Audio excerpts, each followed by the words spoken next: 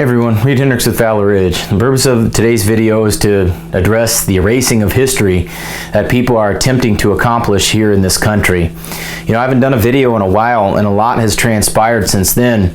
And as I pay attention to what's going on and more importantly than that, the reasons why people claim that this is going on, the just absolute absurdity of it all strikes me as quite unbelievable that we have to deal with this in the United States. So let's go ahead and get started.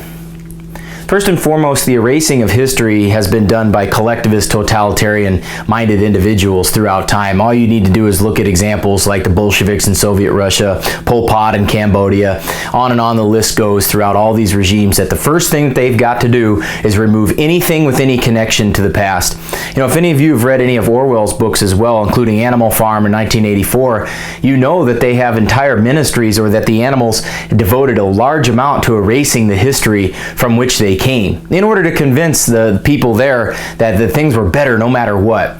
You know, that's kind of what the hardline left loves to do. They love to convince you that the past was entirely irrelevant and the only thing that matters is the utopian vision, or how it should be according to them. You know, if we look at what's happening here with not only Confederate monuments but other works as well, which we'll talk about here in a bit, but you got to understand something here. The people that put those monuments up did so decades, if not well over a century ago. And many of these monuments are in place in the North. So even after the war between the states, the Civil War, the War of Southern Independence, whatever you want to call it goes by many names. But whichever name that you prefer, and we all know what happened, 4 years where a lot of Americans were killed, both North and South. And we have to look at this, that these monuments were put in the North as well. Some in Chicago, some in many other places across the country in the North, not just in the South. And when these monuments went up, there wasn't the vitriol and the hatred and all this whiny nonsense, non-historically based arguments that people make against them. I'm not going to get into Confederate or War Between the States history in this video. That was going to be a long series of videos. But understand something, folks. Like, the whole purpose of why I do these videos is to help you, or it really get you to question what you take as truth, or what you think that you've been taught your whole life by other people. Understand that, like, the whole point of this is for you to go research this stuff on your own. Go out, if I say something that like sparks your interest, go look it up on your own, and don't just go to Wikipedia. You know, don't just go to the whatever website, that just one or two websites. Really look at this stuff from a wide variety of angles and really analyze it. Think critically, read widely and critically. That's the only thing that I can ask you to do. But back to the topic at hand here. We're talking about people trying to remove Confederate monuments and Confederate memorials from places throughout this country. Why would people want to do that? Well, their biggest claim is that it's offensive. You know, it's offensive to them. They just can't take the thought of looking at somebody who was a Confederate general, or the president of the Confederacy, or any monument honoring Confederate soldiers that fought and died and were injured for their cause. They just can't stand looking at it. So what is offensive to them, which in this case would be a Confederate monument, what's offensive to them must be destroyed and toppled or removed from public sight, because to them it's just inconceivable how anybody could have that up there. Well, in any given day, I want you to ask yourself this question. How many offensive things do you see or hear? Maybe on the news, maybe in the newspaper, maybe with some of your coworkers are saying, maybe with what some colleges are teaching. Yeah, see, that to me is pretty offensive, what some of these colleges are teaching. But I'm not demanding that their curriculum be rewritten or removed. See, tolerance used to be a two-way street. And in this country, it used to be, well, you know what? I disagree with what you have to say, but you know what? I'll fight for your right to say that. That's not the case anymore. That's not the narrative. The narrative now is, if you don't agree with me, and if you don't agree that all Confederates are racist slave owners, then you know what? You're evil. You're evil. See, that's not very beneficial. This is not a beneficial way to look at things. Now, if you were smart about it, and you walk past some of these monuments, you'd say, you know what? So if your kid or your grandkid asks you, what is that? Who was that guy? Then you can have a conversation about it. You can say, well, a long time ago in this country, there was a war, and this is what happened. And they're either going to accept or reject what you tell them. But either way, they're thinking for themselves. Now, what a totalitarian statist would do and say, well, it shouldn't even be there. You know, I don't watch a whole lot of TV, of cable TV at all. But I remember a couple of years ago, I watched an episode of Family Guy, the cartoon. And I remember when they splice from different clips of weird topics at random, and they show a tour in Germany, and they're on this vehicle and this motorized tour in Germany, and somebody asked, they said, "Hey, Mr. Tour Guide, I see that there's no monuments from 1933 to 1945, and then the German guy goes, "Nothing happened." You know, it's just absurd. Like that's what they want to turn this country into. Make no mistake about it, they're not just going to stop at Confederate monuments. And now, of course, if you've read the news lately, you'll know that some people want to remove a statue of Thomas Jefferson because he owned slaves. Well, it's funny, you know, like Thomas Jefferson was, in many respects, one of our greatest founding fathers. He wrote the vast majority of the Declaration of Independence. So if you remove his statue, are you going to remove the Declaration of Independence next? Are you going to remove the Virginia Constitution because he helped write that? You know, are you going to remove everything that he did because he owned slaves?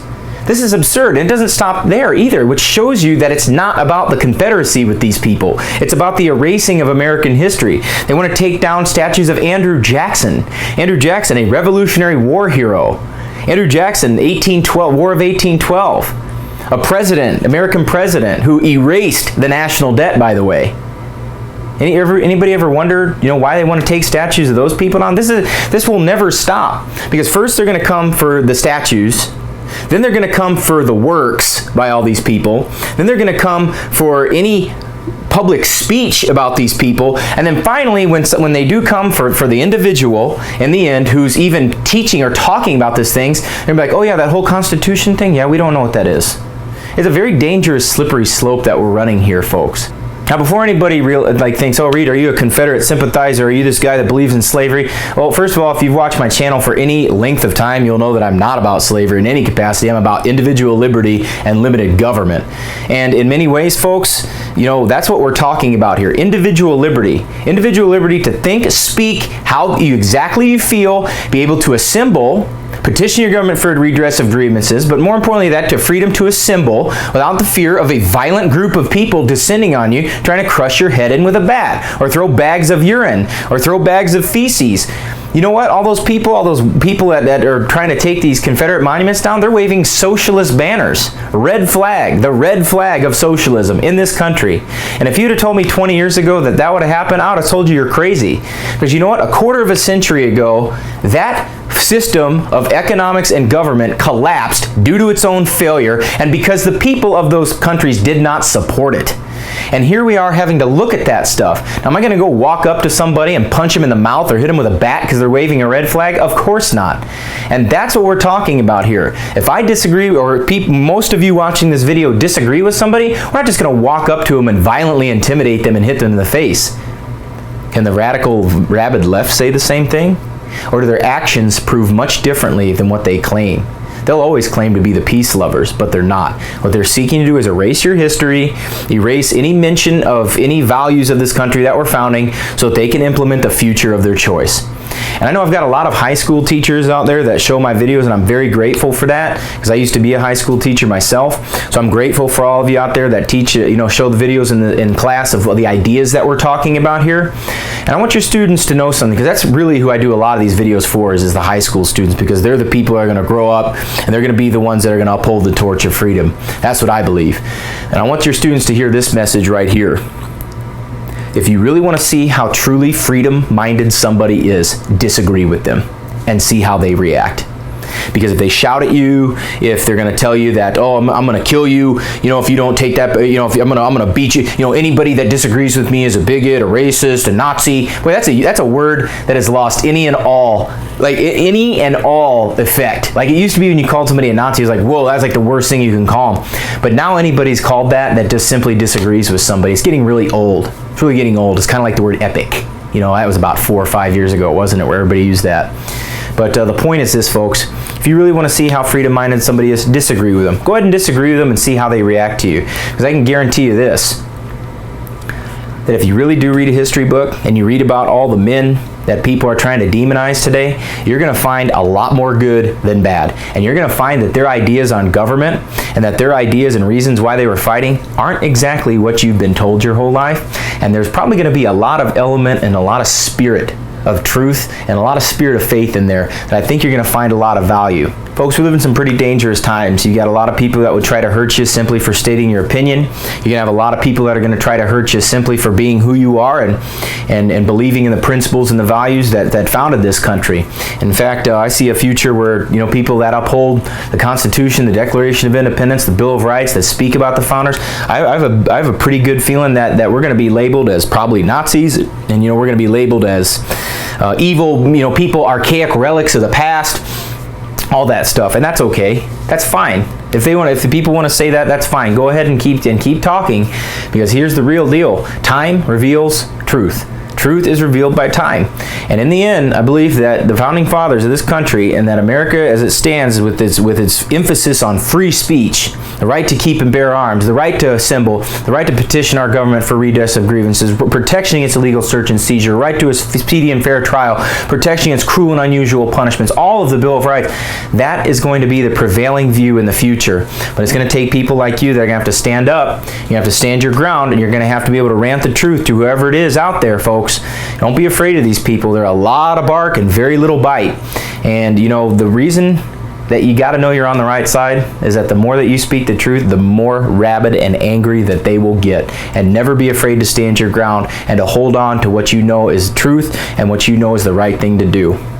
And given that we live in dangerous times, folks, I make a living helping people protect themselves and their family. That is my primary goal in this life, is to help people protect themselves and their family against violent criminals that want to hurt them. And so if you really want to learn how to get some training, if you want to learn how to use a pistol or rifle properly and correctly, come out to Valley Ridge and we'll teach you how to do just that. This is Reid Henrichs with Valley Ridge reminding you the lessons that we learn are written on the tombstones of others. We'll see you on the ridge.